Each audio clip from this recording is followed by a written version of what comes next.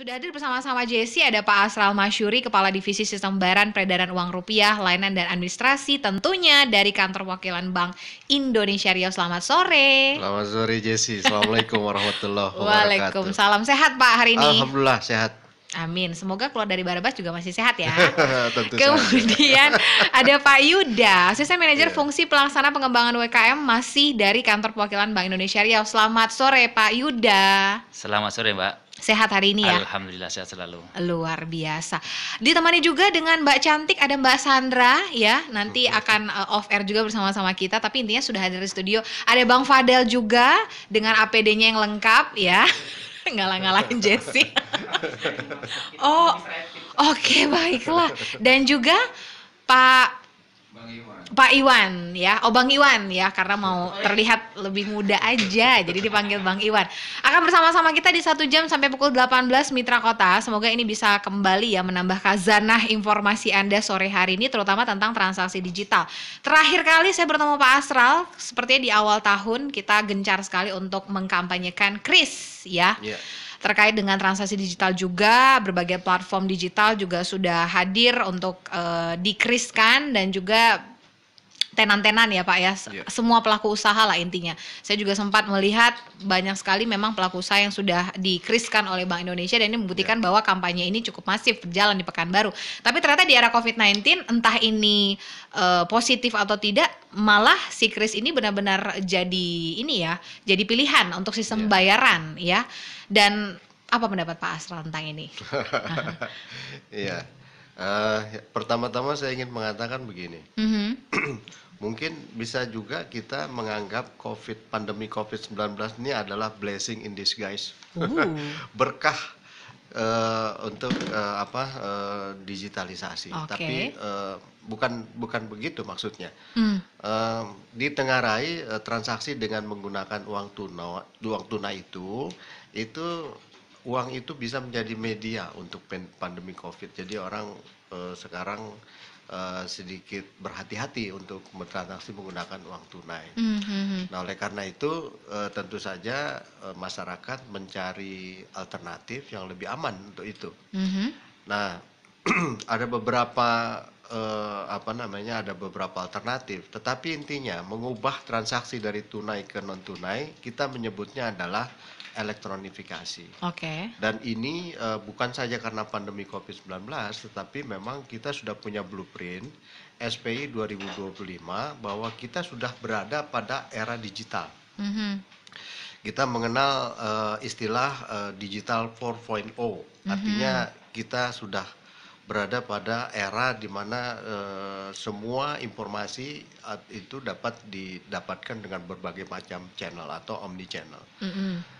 Nah, kalau kita bicara soal sistem pembayaran, maka diibaratkan tubuh kita, maka kalau anatomi tubuh kita seperti ini, sistem pembayaran itu sama dengan peredaran darah.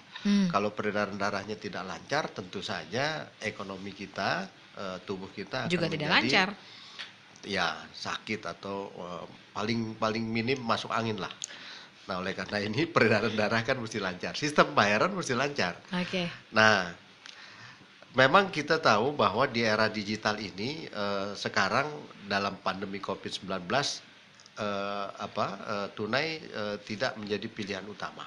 Mhm. Sekarang orang sudah mencoba untuk menggunakan transaksi dengan menggunakan digital. Mhm. Nah, saya ingin mengatakan begini, penting untuk kita ketahui bahwa dalam era digital ini sebetulnya bukan karena COVID saja kita menggunakan transaksi elektronik untuk melakukan transaksi pembayaran, terutama retail, tetapi juga ini memang kita punya satu tagline atau visi yang mengatakan bahwa transaksi sistem pembayaran itu harus aman, lancar, dan efisien. Oke. Saya kebetulan karena memang sudah habitatnya itu di uang tunai, artinya saya 26 tahun bekerja di Bank Indonesia, 8 tahun saya beruntung bekerja di Departemen Pengelolaan Uang. 8 tahun, sehingga saya Oke. menjadi ahli uang di situ. Aha. Dan ini merupakan berkah bagi saya karena saya bekerja di BI, kemudian di departemen yang produknya sangat disukai oleh ibu-ibu, yaitu uang. Kayaknya nggak ibu-ibu aja deh Pak, semua orang Tetapi kali. belakangan saya menyadari bahwa bapak-bapak suka juga ternyata. Nah, Pak Yuda suka uang kan? Asik kan, Mbak? Suka ya? Iya. Nah, kemudian saya ingin mengatakan begini, Hmm. saya begitu paham bahwa uang itu ketika sampai ke dompet atau ke tangan masyarakat Ya. itu tidak take it for granted terjadi dengan sendirinya, tapi ada orang-orang pejuang rupiah yang bekerja keras untuk mewujudkan itu. Mhm. Sehingga setiap tahapan itu sampai dia itu di tangan kita, dari mulai perencanaan sampai dia itu dimatikan karena tidak layak edar, sejak dia lahir, dibidani kelahiran sampai dia tidak layak edar kemudian dimatikan, itu proses itu sangat kita berdarah-darah dan sangat tidak efisien dan memerlukan resource. Saya tidak katakan sumber daya itu adalah sumber daya manusia saja, tetapi juga sumber daya resource yang lain. Mhm. Nah, oleh karena itu untuk efisiensi memang kita harus bergerak kepada digital. Nah, dalam konteks ini konsep kita sekarang adalah bukan saja inklusi keuangan, lebih tinggi daripada itu adalah inklusi ekonomi. Mhm. Nah, oleh karena itu saya ingin mengatakan bahwa sekarang kita sudah saatnya untuk beradaptasi mengikuti perkembangan ekonomi digital ini, terutama untuk transaksinya. Mhm. Memang betul, kita pernah sebut-sebut kris-kris salah satu sistem pembayaran yang dilakukan dan digemari oleh anak-anak milenial. Ya. Karena sangat mudah dengan menggunakan instrumen handphone Mhm. dan uang elektronik berbasis server, apakah itu OPPO, GoPay dan seterusnya, dengan melakukan pindai QR code. Mhm. Tetapi transaksi yang lain bisa dilakukan juga. Nah, kita kalau terbiasa dengan menggunakan uang elektronik berbasis chip, misalnya flash, e-money, kemudian tap cash, kemudian Breezy, Mhm. itu juga salah satu Sistem pembayaran alternatif digital. pembayaran melalui elektronik Mhm. yang sudah digital dan itu tidak menggunakan fisik uang. Mhm. Mhm. Kemudian yang sekarang ini di pandemi COVID-19 yang kentara sekali naik adalah transaksi dengan menggunakan mobile banking. Mhm. Karena mobile banking itu kita bisa melakukan, itu kita tidak dibatasi oleh dimensi waktu, dimensi tempat, dan dimensi ruang. Kapan saja, dan kita mau ngapain aja, di mana saja, sepanjang terhubung kita dengan internet, Dan uangnya ada. dan uangnya ada, tentu saja. Sepanjang ada wifi, kita punya paket data, Iya, kita bisa itu akses, bisa. bisa, Uh. kapan aja, mau ngapain aja. Mhm. Nah, kemudian tinggal kita menghubungi tentu saja ya merchantnya atau vendornya, kemudian kita melakukan transaksi pembayaran dengan itu, kemudian ya tergantung kesepakatan. Apakah itu diantar bagaimana, ongkos kirim bagaimana, kemudian dan seterusnya. Mhm. Tetapi itu kita tidak perlu bertemu, Iya. hanya sekedar kita melakukan secara virtual atau secara digital. Dan itu yang diinginkan di era pandemi ini ya, kita tidak perlu bertemu Ya, lagi. karena tentu saja kita harus menjaga physical distancing kan, menjaga jarak supaya tidak berkumpul, kemudian ya protokol COVID lah, salah Iya. satu protokol COVID. Mhm, Dan itu datanya yang di Riau saya belum update, tetapi secara nasional itu transaksi yang dilakukan secara digital, artinya secara elektronik itu meningkat sampai 70%. Wow. Hampir 2 kali lipat Oke. nasional, tapi kuenya Riau nanti coba saya cari tahu, tapi secara nasional perbankan melaporkan Mhm. bahwa transaksi dengan menggunakan mobile banking Mhm. itu 70% meningkat sepanjang bulan Februari sampai Juni. Oke. Nanti kita tunggu datanya dari Riau ya Pak Asral. Ya, nanti tapi saya kira ini karena data nasional itu menunjukkan arah, saya kira trennya juga di Riau Pasti akan kurang lebih meningkat. sama. Oke. Karena kan kita mau tahu juga nih warga Riau ini untuk transaksi digital sudah masifkah atau masih suka yang tunai, masih suka yang konvensional atau enggak sih sebenarnya. Karena kalau bicara tentang tadi disampaikan Pak Asral berarti akan ada satu masa di mana si sistem pembayaran digital ini atau elektronik ini akan menjadi sebuah keharusan. Kalau sekarang kan masih pilihan ya. Setuju ya Pak, ini masih Iya, pilihan. setuju. Ya, Tapi masih ketika pilihan option. ketika ini masih nanti akan menjadi keharusan, apakah akan melemahkan juga dari si fungsi si sistem pembayaran peredaran uang rupiah ini ketika Iya. kita tidak perlu lagi mencetak uang rupiah, kemudian Pak Asral akan dipindahkan ke divisi Iya, lain yang lebih membutuhkan. Iya kan Pak? Gimana tuh Iya. Pak? Ini berbeda. Oke. Kalau di sektor transportasi tidak ada pilihan seperti yang kita tahu di tol Permai ya, Pekanbaru Dumai, kemudian di Bandara Sultan Syarif Kasim. Pilihan itu memang tidak ada. Karena ini terkait dengan antrian. Jadi antrian itu tidak boleh panjang dan ini harus cepat mereka keluar gate sehingga transaksi elektronik ini itu adalah tidak punya pilihan kecuali non tunai. Iya. Tetapi kalau kita kuliner, kita tidak terburu-buru. Dan kalau misalnya tidak ada pilihan, justru nanti preferensi orang untuk ke sana itu menjadi berkurang. Jadi saya pernah menghadiri satu seminar di Washington DC, itu mengatakan in the decade cash is still the king in the decade. Artinya even negara yang sudah paling maju pun di dunia ini, Kanada, di mana itu kita tahu mereka infrastrukturnya sudah memadai, mereka itu dalam 1 tahun transaksi itu 55% diselesaikan dengan cash. Oke. Kita bicara Kanada yang dia punya habit non cash, punya infrastruktur yang sudah mapan, tapi di negara itu keseluruhan transaksi 55% diselesaikan dengan cash. Nah ini saya ingin mengatakan bahwa memang kita tidak bisa mengatakan bahwa kita tidak perlu cash sama sekali. Yang ada 2 hal harus kita perhatikan. Pertama adalah infrastruktur. Sudah memadai nggak untuk itu? Digital gitu? itu nomor 1 persyaratnya adalah koneksi. Stabil nggak connectionnya? Kalau misalnya kita koneksinya kadang hilang kadang ada gitu, nah itu Dan tidak merata? blind spot area masih banyak. Kita jangan bicara Pekanbaru saja atau Dumai saja, coba tengok di Selat Panjang, Meranti mungkin. Meranti ya kan, Pulau bagaimana terluar kondisinya? gitu ya. Satu infrastruktur, yang kedua adalah mindset. Ini yang lebih sulit daripada infrastruktur. Infrastruktur bisa kita bangun. Mungkin kita bekerjasama dengan Telkom barangkali atau perusahaan Indosat apapun lah, bangun BTS lebih banyak sehingga blind spot itu menjadi lebih sedikit. Tapi berdiri itu orang mau pakai apa enggak? Oke, karena masih ada pilihannya nih. Masih ada pilihannya. Oke. Nah, memang begini. Sebetulnya mengapa itu tidak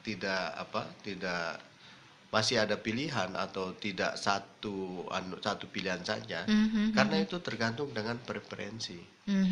Begini, kalau kita misalnya kuliner, katakanlah kita minum kopi, kemudian ketika kita minum kopi kita tahu bahwa kafe itu menyediakan pilihan bayaran dengan kris, dan dia adalah orang milenial yang lifestyle itu secara elektronik menggunakan, dia akan menjadi potensial buyer yang baru.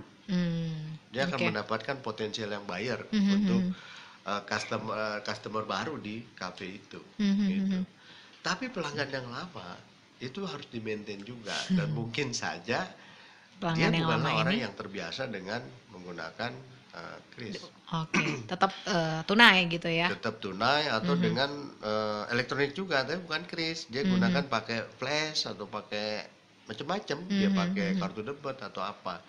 Jadi semua opsi kita buka, artinya kita sediakan gitu. Untuk Jadi belum sampai retail. kepada tahap keharusan untuk memakai itu, karena opsi itu masih akan terus kita buka ya Pak Iya. Asral. Masih tetap Oke, akan siap. kita buka. Kita akan jeda sejenak. Setelah iklan berikut, Mitra Kota masih di Halo Barabas Sore bersama Pak Asral dan juga Bang Yuda ya. Karena setelah ini kita juga akan mendengar penjelasan Bang Yuda terkait dengan UMKM yang go digital. Sebenarnya ini adalah keharusan juga kah di era pandemi COVID, atau memang sebuah terobosan baru untuk kembali menarik pelanggan lebih banyak lagi. Kita akan jeda sejenak, pastikan Anda masih di Halo Barabas Sore, Mitra Kota. Masih bersama Pak Asral Masyuri, Bang Yuda ya, atau Cak Yuda tadi katanya mau Ya, dipanggil silakan. ya. Boleh, Mbak. Mbak Sandra, ada Bang Fadel dan juga Pak Iwan juga ya bersama-sama kita masih di transaksi digital yang ternyata meningkat di era COVID-19. Tadi disampaikan Pak Asral data dari RI ya, mungkin Riau masih akan menyusul bahwa 70% ya Pak ya? Iya. 70% itu meningkat untuk e-banking saja, belum termasuk dengan platform digital lain ya. Terutama mungkin kalau kita menyasar UMKM nih, karena ini kan menurut BI sendiri UMKM nih jadi garda terdepan untuk bisa menjadi stimulus perbaikan ekonomi kita, betul ya Pak ya? Nah, seperti apa mungkin tanggapan dari Mas Yuda untuk UMKM kita sendiri ya sebagai Asisten Manajer Fungsi Pelaksana Pengembangan UMKM? Mas Yuda silakan. Oke, terima kasih Mbak Jessy. Wih, Jadi suaranya. gini Mbak, kalau kita Dapet tahu sekarang kan Aha. siapa sih yang mendrive keputusan itu? Mau pengusaha, mau perusahaan besar maupun UMKM. Mungkin kalau dulu CEO atau direktur.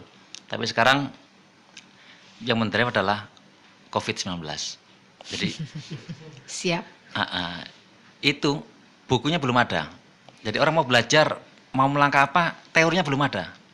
Oke. Mau akademisi enggak ada. Jadi ibaratnya tiba-tiba datang dan kita harus siap. Tapi dampak positifnya adalah sesuatu yang sebenarnya ini kira-kira 5 tahun lagi, pola-pola kegiatan, pola hidup yang sebenarnya masih 5 tahun lagi, ibaratnya dimajukan ke saat ini. Jadi siapa sih yang pernah berpikir sekarang kita akan sekolah dengan daring, kita harus sekolah, anak saya yang SD aja mau nggak mau dia harus kenal komputer, dia harus pelajaran lewat Zoom, lewat aplikasi yang macam-macam, online semua. Oh, jadi menurut Mas Yuda ini Nggak 5 tahun terpikir. lagi akan seperti ini? Baru 5 tahun, rencananya itu 5 tahun lah, orang-orang mau sekolah lewat online, terus penjualan full secara online, itu masih 5 tahun lagi. Tapi karena COVID, dia harus bisa dilaksanakan saat ini. Nah, UKM juga harus pintar, sama. Oke. Ketika shock itu terjadi saat ini ya mereka harus pinter-pinter. Memang nggak gampang. Jadi mereka harus banyak bukan evolusi ya, tapi dia merevolusi cara pikirnya, cara penjualannya, cara produksinya. Jadi nggak bisa seperti yang dulu lagi, nggak bisa bisnis as usual katanya gitu. Jadi terus pasarnya juga demikian Mbak. Mungkin dulu orang hanya sudah bisa menjual di tetangga sebelahnya. Dalam areal yang kawasan yang dekat dia bisa jual, dia bisa menguasai produknya. Tapi sekarang tanpa dia sadar bisa jadi tetangga sebelah rumah dia sudah beli produk dari Surabaya, dari Jakarta, dari luar daerah karena manfaat dari digital tadi. Nah, kalau UKM di Riau tidak segera merubah pola hidupnya, cara dia Berjualan. berkompetisi, Oke. habislah dia. Ya kan? Saya yakin misalkan Mbak Jess ini atau Tapi kan tadi pendengar, sampaikan Pak Asral, option itu masih ada, option orang untuk membeli secara konvensional itu bisa, masih tetap masih. ada yang meminati gitu. masih ada, cuman kan tadi dengan COVID ini terjadi perubahan pola perilaku. Kan tadi online-nya kan meningkatnya pesat. Nah, Oke. cobalah kita lihat sekitar kita. Kita mungkin Mbak Jess kita lihat. Pernah nggak sih beli barang dari Jakarta? Pasti sering. Ya belanja online maksudnya gitu kan. Mau dari Jakarta, mau dari manapun. Kita Iya. kadang nggak mikir. Saya suka Mau dari mana? entah dari barang mana, ini batang asalnya? kemana. Iya, kita kan beli. Aha. Tapi pernah nggak kita beli online dari tetangga kita? Dari mungkin ini kecamatan apa ini? Misalkan Tenayan Raya? Tenayan, kita beli dari tetangga yang di Rumbai Tampan mungkin. atau Simpang 3. Saya rasa nggak pernah. Karena memang pada kenyataannya sekitar 95% mungkin ya penjualan online masih dari Jawa, penjualan online itu. Nah, itulah yang harus mulai kita garap. Minimal pengusaha Riau ini bisa hidup dari orang Riau kan gitu. Alhamdulillah juga kalau bisa sampai ke luar Riau, bisa ke Sumbar, ke Jawa dan macam-macam gitu. Nah, itulah yang harus kita sedikit-sedikit kita arahkan ke arah sana. Jadi mulai dari produknya, terus bagaimana dia cara pemasarannya. Karena gini, seringkali orang itu UKM sibuk habis untuk waktunya hanya untuk produksi, Mbak. Oke. Bener nggak? Misalkan dia jualan pisang goreng, waktunya udah habis dia mencari pisang yang bagus, ya kan? Gorengnya, terus milih tepungnya, macam-macam lah. Ketika dia mau menjual keluar kota, gimana caranya dia kalah bersaing otomatis kan itu. Tapi sudah ada loh Ada. di Pekanbaru ini.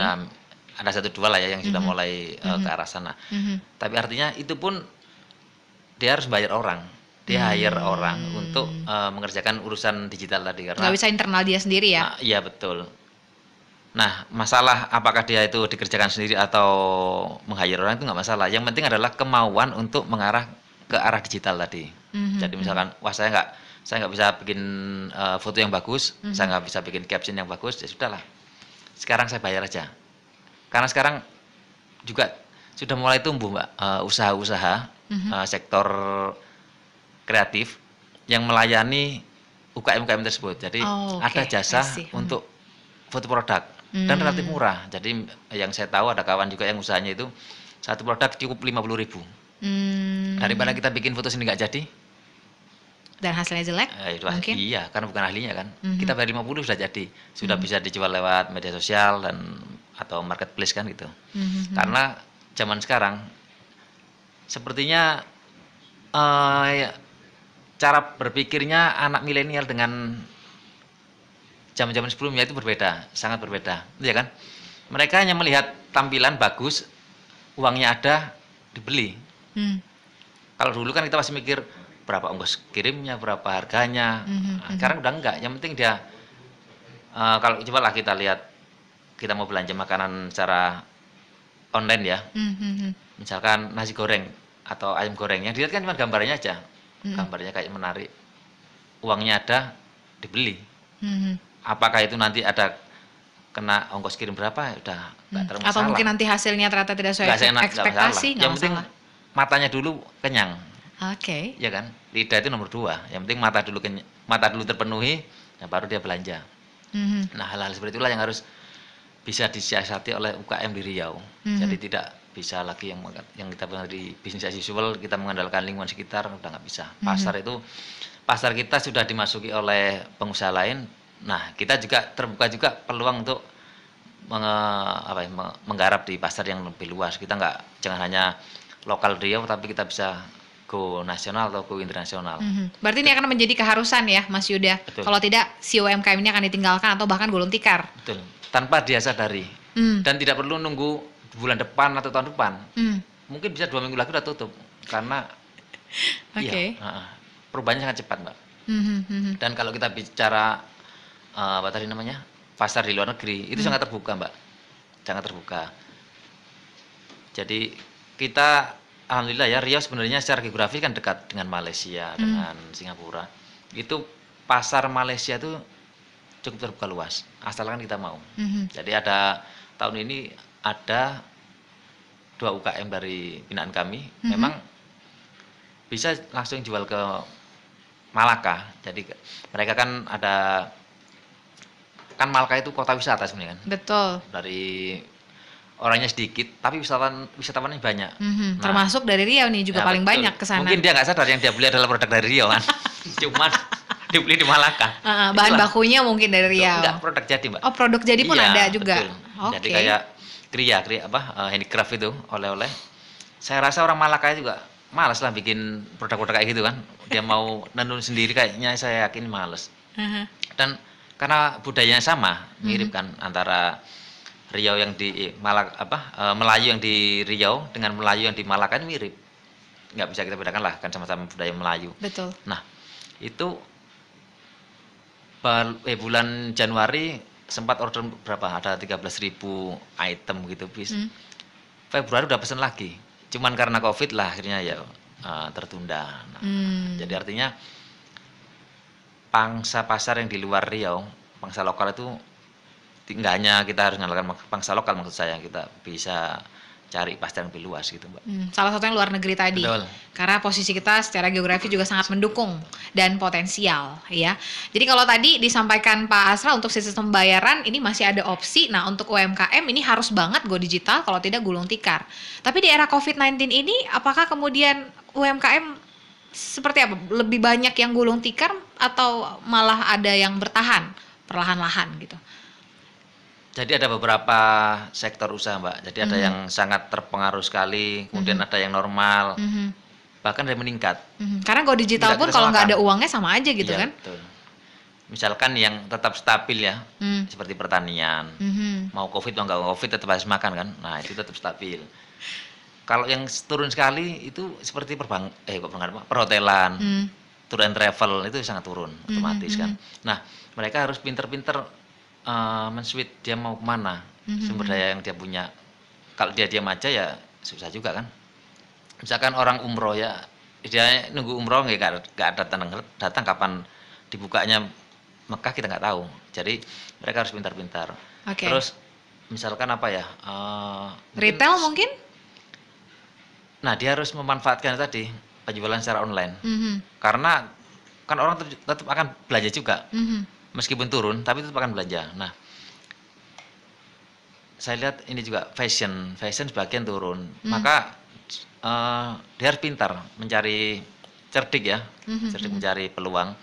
Kemarin mungkin banyak orang jual perlu masker. Nah, dulu mungkin bikin baju fashion, sekarang jadi bikin masker kan gitu, Mbak. Betul. Tetap aja ada peluang di balik Si COVID-19 ini. Betul. Dan produk turunannya ternyata juga dijadikan komoditas seperti salah satunya masker, hand sanitizer mungkin, atau yang sekarang dipakai Bang Fadel gitu ya. Itu juga produk turunan dari si COVID-19 ini Iya. kan, dan itu diperjualbelikan sekarang. Dulu siapa yang mikir kita kemana-mana seperti yang dipakai Bang Fadel? Iya. Nggak mungkin gitu kan, kayak apa sih gitu. Sekarang kemana-mana itu udah biasa banget Iya. gitu ya. Dan itu yang harus dilihat. Tapi untuk peran BI sendiri di sini, Bang Yuda ataupun Pak Asral seperti apa dalam UMKM ini? Karena kita juga punya UMKM binaan ya dalam hal ini ya. Mhm. Iya. Begini. Ada dua. Pertama ini yang kita harus lakukan adalah UMKM itu kan dia harus terhubung dengan marketplace digital. Jadi Oke. platform digital harus terhubung. Aha, baik. E-commerce apapun namanya itu, apakah itu Bukalapak, Tokopedia, kemudian Shopee, gitu kan. Lazada, ya kan, produknya ada di Riau, Mhm. kemudian ini go nasional seluruh, mungkin juga go internasional. Tokopedia diakses juga kan seluruh dunia kan. Betul. Jadi bukan tidak mungkin, mungkin ada penduduk Kazakhstan saya pesan pisang kipas dari Riau ke Pekanbaru gitu kan. Aha, aha. Karena memang memungkinkan hal seperti itu.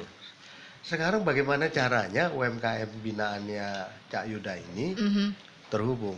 Oke. Itu tentu bukan begitu saja, tentu ada onboarding. Kita harus lakukan satu capacity building supaya UMKM itu layak untuk masuk di Tokopedia. Karena ini kan yang namanya platform itu dia menjaga sustainability. Artinya di sana orang akan dengan kejam memberikan rate. Betul. Kalau dia gagal bayar atau gagal kirim atau Produknya reject mungkin. produknya Nggak sesuai reject. ekspektasi bahkan. Iya, itu bukan saja. Bahkan Tokopedia itu dia ada divisi khusus untuk menangani hal itu. Nah, itu tentu saja akan membuat sustainability-nya terganggu. Nah, oleh karena itu seperti apa UMKM yang eligible atau layak untuk di sana kan perlu diberikan capacity building. Cak Yuda inilah yang ahlinya, binaannya dia itu diangkat supaya Cak Yuda tuh sering sekali dan saya sampai hafal ya mendatangkan CEO Bukalapak, Tokopedia ke Pekanbaru untuk mentraining para UMKM kita untuk supaya mereka bisa tercantum di marketplace atau platform digital. Nah, itu sudah ada beberapa. Minimal kalau misalnya belum sampai ke sana karena mungkin requirement-nya belum bisa dipenuhi, minimal adalah di sosial media. Jualan via Facebook bisa kan? Kalau itu nggak perlu tidak perlu macam-macam ya kan. Instagram Orang akun-akunnya milik sendiri kok aku gitu ya. milik sendiri kan, dia bisa posting Apapun lah. apapun kan. Bahkan juga di grup WA sering kita dengar permisi ya Bukalapak. Jadi Bukalapak di grup WA dia. Iya. Ya Di kan? mana-mana itu Pak. Di mana-mana kan terjadi WhatsApp, hal seperti itu. Betul. Nah, untuk yang kasta seperti ini, Cak Yuda itu dia lebih membangun bagaimana UMKM di Riau ini yang dibina oleh Bank Indonesia itu mutu produknya itu meningkat. Nah, jadi itu tentu saja ini. Di samping meningkat produknya juga dia harus kreatif dia. Jadi ada konsep yang kita sebut sebagai bahasa kerennya rantai nilai, value chain. Jadi pertama dia harus UMKM tentu saja, kemudian dia harus digital. Syukur-syukur sekarang kalau dia syariah, kemudian dia kreatif. Jadi 4 value chain ini paling tidak 3 bisa kita grab gitu, itu udah cukup bagus gitu. Kreatif dalam artian begini, misalnya yang khas kita ini kan punya tenun Melayu, ada pucuk rebung, Nah ya. ada siku awan, ada wajik sempurna, tahu nggak?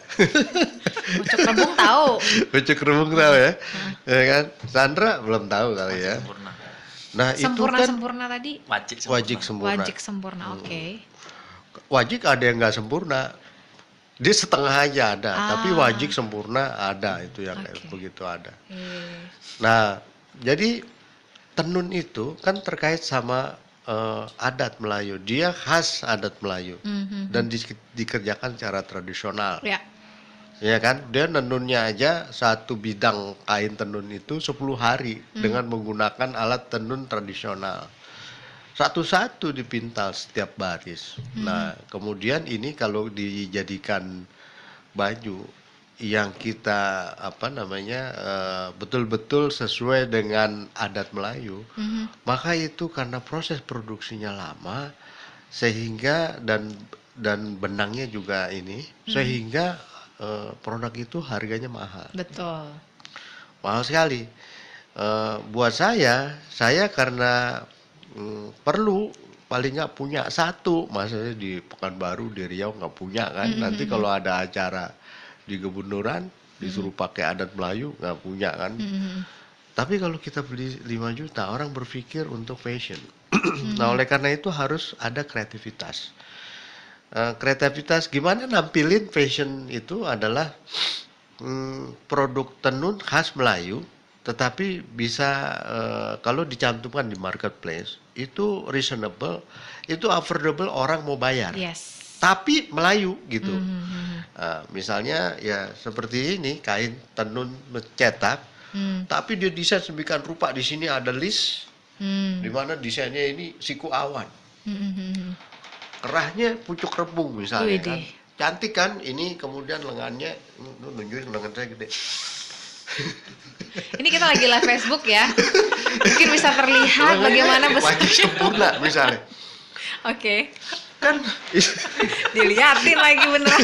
Iya. Ini lagi live Facebook Pak, beneran. di live ya, kita live. Dong, di YouTube kita nanti akan ada juga tuh. Ya, saya ingin mengatakan bahwa kreativitas seperti itu membuat tetap khas Melayu, tapi affordable. Jadi semua kalangan bisa beli. Semua orang nggak bisa cuma beli. Pak Astral aja nih. Dan itu bisa dan nyaman dipakai. Nah, itu paling penting. Kan kalau misalnya udahnya mahal, kemudian panas pula dipakainya kan, nah, itu tentu saja meskipun di marketplace itu, maka itu akan sulit untuk bisa bersaing dengan produk lain. Ya. Nah, itu yang dikerjakan oleh Cak Yuda.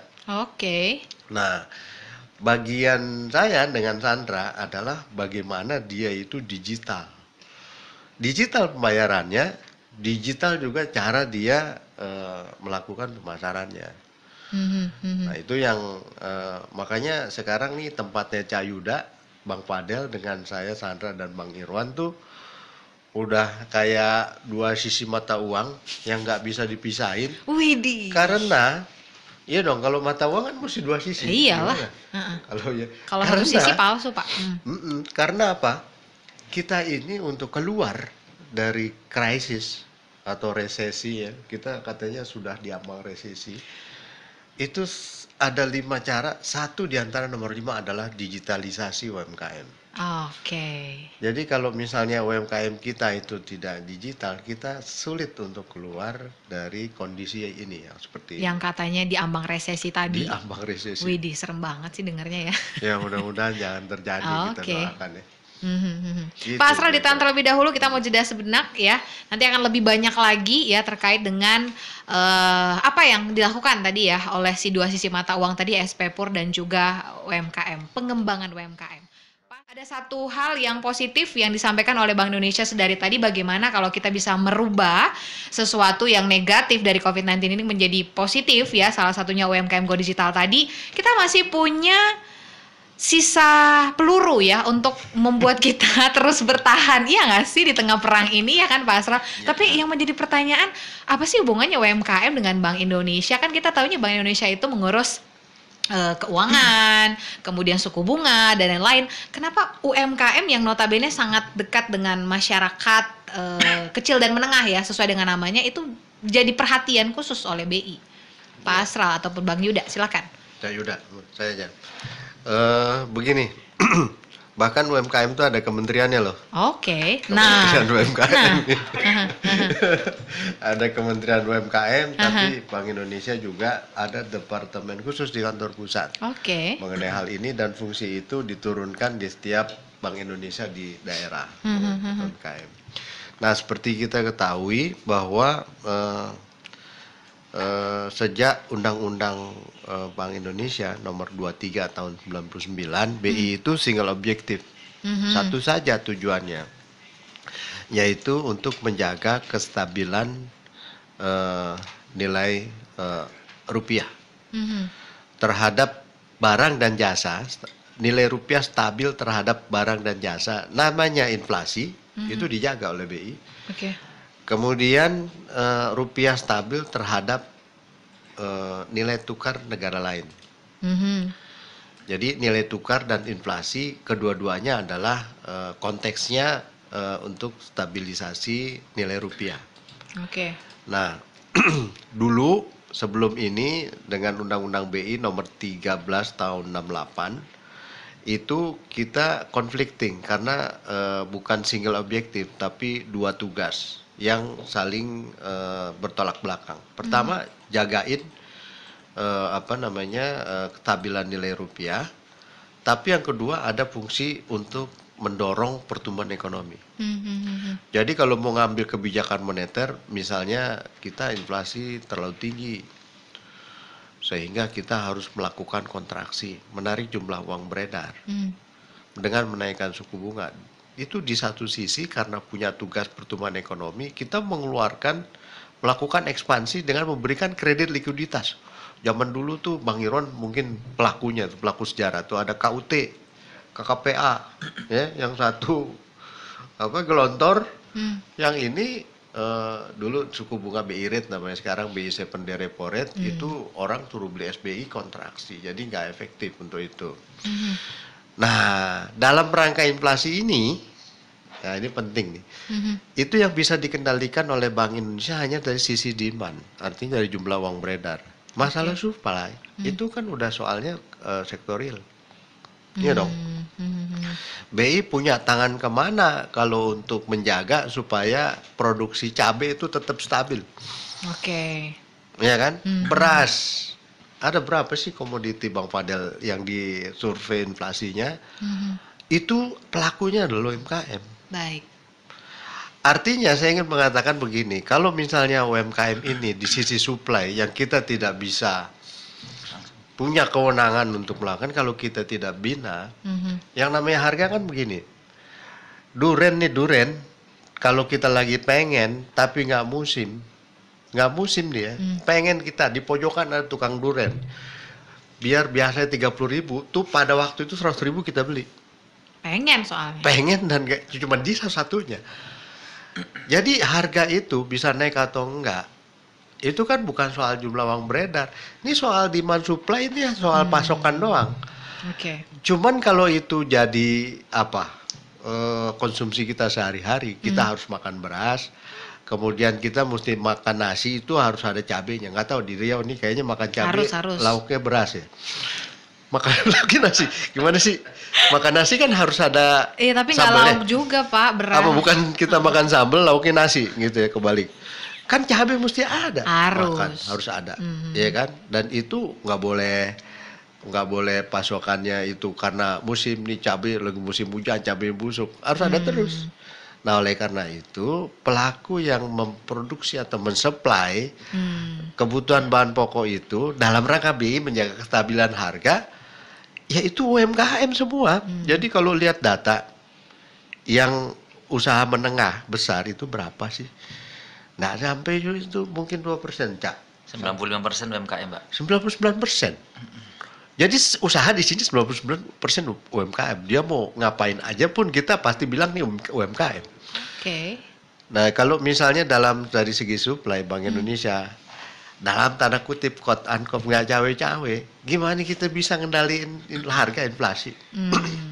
I see, baik. Gitu ceritanya. Jadi itu yang membuat kita concern ya, dan salah satunya ada. Kayaknya pertanyaan titipannya Bang Fadel nih. Biar masyarakat juga relate nih, kok BI ngurusin UMKM hubungannya apa gitu kan? Iya. BI ini bank sentral sebagai bank Ngurusin situasi yang UMKM. ngurusin UMKM. Tapi asistensi yang tadi disampaikan Cak Yuda juga di 2 menit terakhir kita, ini seberapa besar sih kemudian peran BI dalam pengembangan UMKM ini? Peran kita sampai di manakah gitu? Apakah hanya asistensi setelah itu kita lepas atau terus kita gawang? Jadi gini, Mbak, kan kalau BI sendiri yang melaksanakan jelas nggak bisa, ya kan? Kapasitas kita bukan di sana gitu. Jadi kita lebih ke arah melakukan inisiasi, kita memperkenalkan ini loh ada teknologi baru atau ini loh cara hidup yang baru, cara perilaku yang baru. Bagaimana? New normal. Tidak hanya new normal, Istilah apapun itu lagi gaung soalnya. Jadi bagaimana misalkan di bidang pertanian, misalkan selama ini misalkan ambil contoh di Siak gitu Mbak ya, produktivitas itu satu lahan cuman ada sekitar 4 ton per hektar. Nah, gimana kita kenalkan teknologi baru, kita kasih demplot sehingga alhamdulillah kemarin setelah kita kasih demplot teknologi yang baru bisa sampai 9 ton per hektar. Nah, kita memang cuma kasih contoh ini loh caranya begini.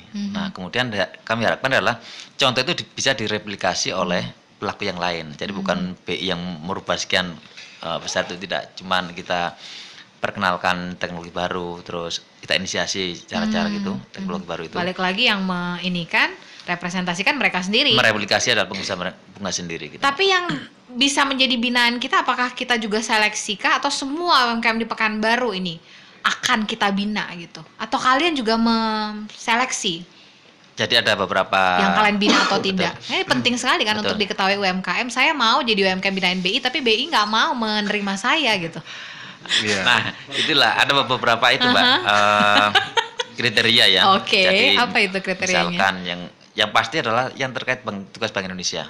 Baik. Jadi ketahanan pangan yang pertama. Nah, yang kedua bisa jadi terkait dengan pemberdayaan wanita. Misalkan kita tenun itu kan, tenun selain soal budaya, kita menjaga budaya Melayu, kita juga pemberdayaan wanita kan itu. Kemudian ada juga local economic development, jadi potensi lokal di Riau. Salah satu contohnya adalah mungkin Mbak Jessy dan pendengar nggak tahu ya bahwa Riau itu adalah penghasil sagu terbesar di dunia ya. Nah, alhamdulillah kalau udah tahu. Nah, alhamdulillah. Saya beruntung untuk tahu itu ya. Artinya kita punya potensi yang besar untuk itu. Betul, kita kembangkanlah local economic development tadi. Terus untuk yang sekarang kita coba mengembangkan adalah ekonomi kreatif. Jadi karena ekonomi kreatif itu kan kita bisa memonetize atau menjadikan uang ya sesuatu yang mungkin awalnya nggak bernilai. Nah, itulah misalkan tadi kita bahas tentang tenun atau apapun itu kan budaya lokal sebenarnya, budaya lokal kita monetize bagaimana bisa menggerakkan ekonomi masyarakat gitu Mbak.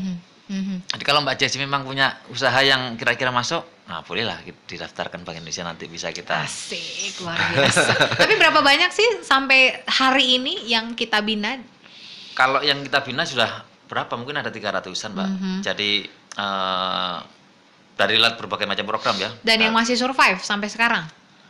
Oh begini, itu saya ingin Itu mengatakan pelaksanaan. begini ya. Oke. Yang pertama adalah kalau terkait tugas pokok Bank Indonesia, Mhm. tadi tentu ketahanan pangan, karena ini kan volatile food terutama untuk inflasi kan. Mhm. Jadi tadi Cak Yuda bilang kalau ketahanan pangan bukan hanya cabai atau beras, yang lainnya, sayur mayur, bawang apa dan semuanya itu ada klaster. Jadi kalau misalnya klaster itu begini, dia pokoknya dari hulu ke hilir.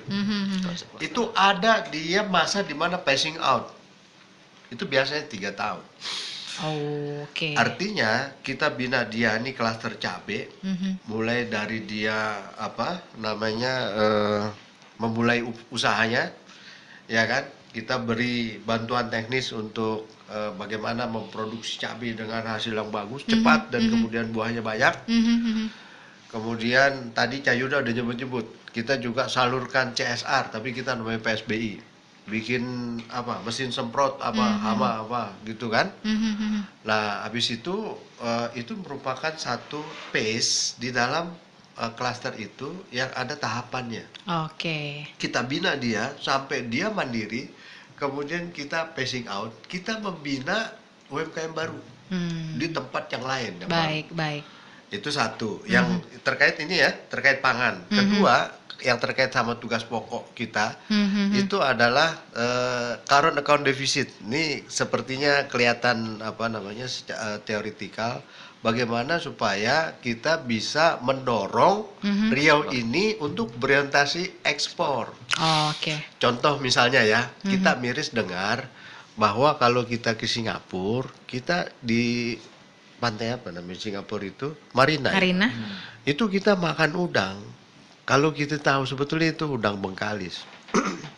Ini serius ini, udang bengkalis yang kita makan. Iya. Dan itu. Tapi mungkin banyak orang yang nggak tahu itu ya Pak. Dan itu saya mobilnya sering ke Bank Indonesia ya, UMKM, salah satu UMKM binaan kita di Bengkalis. Itu ternyata dia tidak punya akses ke Singapura, sehingga dia jual ke Medan, dan orang Medan yang buka PEB, pemberitahuan ekspor barang, ke Singapura, udangnya Bengkalis. Aksesnya tidak ada berarti. Jadi yang pertama itu bukan produk originnya tidak disebutkan, bukan ekspor via Sumatera Utara karena di laut Pelabuhan Belawan. Kemudian dikonsumsi oleh Singapura. Nah, ini yang harus kita benahi. Bagaimana caranya kita membina UMKM ini supaya dia mandiri, bisa ekspor sendiri dari Bengkalis ke Singapura. Mengapa tidak? Nah, ini kan sama saja untuk kita, termasuk tugas pokok kita adalah menurunkan current account deficit tadi. Baik. Banyak sekali pertanyaan dan pembahasan yang mungkin juga masih ada di benak Anda, apalagi para pelaku UMKM yang akan ingin terjun ya mendengarkan penyampaian dari Bang Yuda dan Pak Asral, tapi sayang sekali waktu telah memisahkan kita.